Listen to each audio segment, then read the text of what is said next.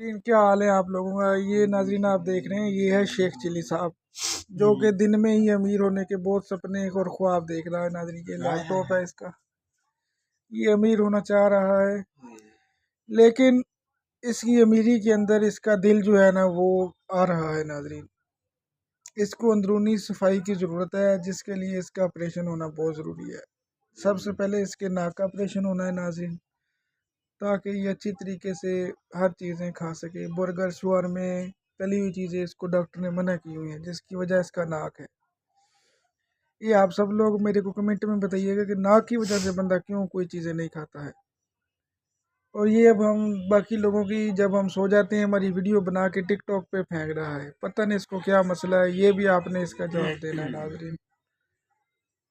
बाकी हम आपसे मिलते रहेंगे अगले प्रोग्राम तक के लिए हमें इजाज़त दीजिए। अल्लाह हाफिज़। बेटा हूँ तू जा रहे हैं।